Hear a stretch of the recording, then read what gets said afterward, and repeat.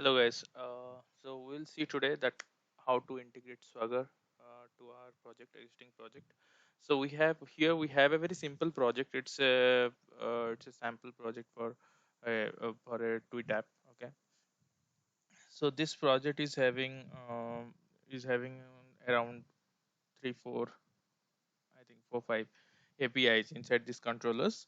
So what we'll do is we'll integrate this project with Swagger, and we'll see all the APIs in a Swagger documentation. Swagger is basically, if we're not aware what is Swagger, so Swagger is basically a documentation app. There also you can invoke the APIs and see what result they're yielding. Okay, so this is very much cool. Like you can auto integrate with very minimal code, so you don't have to pull many things out of your project and create a lot of documentation and all. So it's auto documenting tool.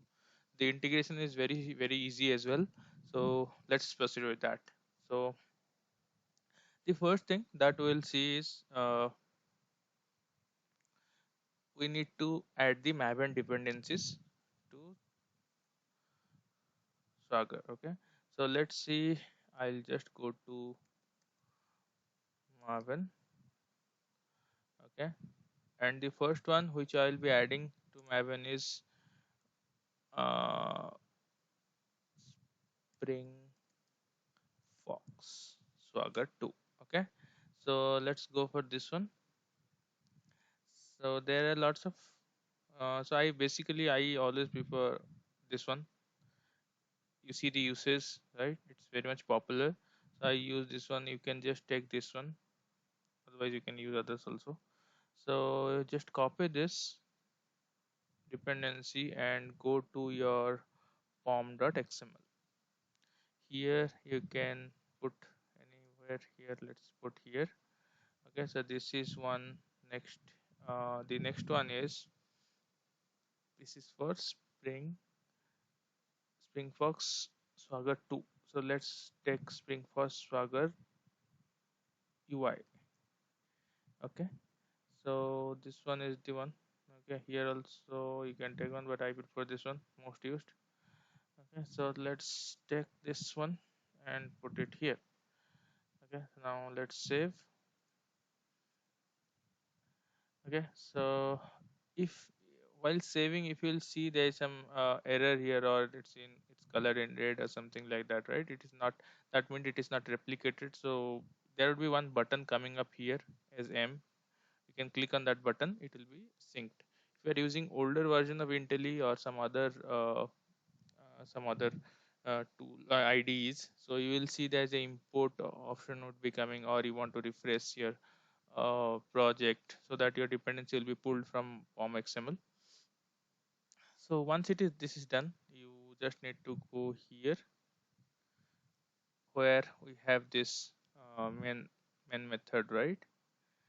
So here what we can do is,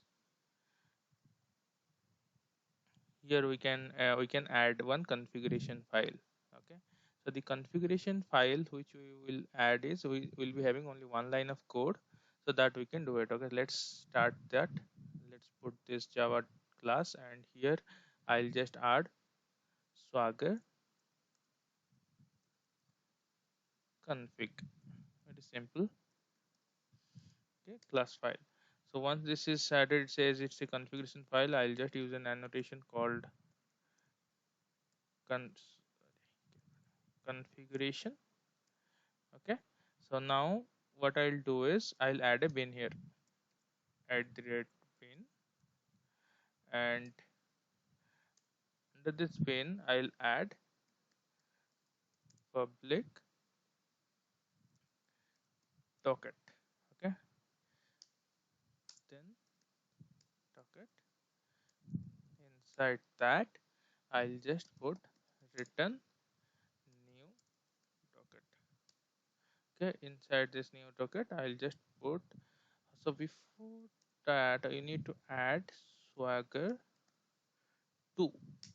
Okay, so that is enable Swagger 2, so then you will get all the documentation types. Okay, so I'll just put documentation type Swagger 2, then dot, sorry, dot select dot build. Okay, so now let's save it and I'll restart this. Okay, so let's start the Tomcat server. So once Tomcat server starts, it will tell you in which port it is running.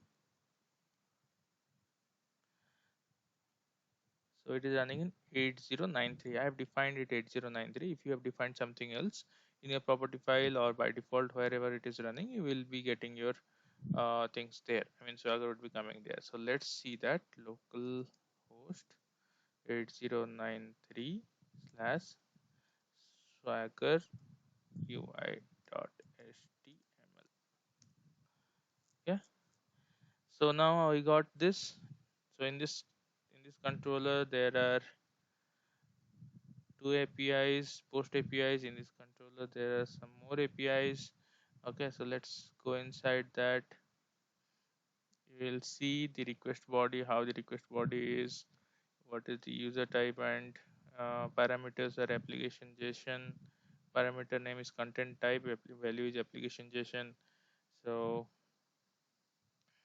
200, 201 created string unauthorized. Okay, all these details you will be getting from here, and you can try it out as well by putting the values here on this. Okay, so if we'll click here try out, you can put all the data whichever you want. Okay, all the data whichever I mean the example of the request body you can put here, and you can click on this, and then okay, then you will get uh, the action will happen on the server. So this is pretty much about how to integrate Swagger. So thanks guys.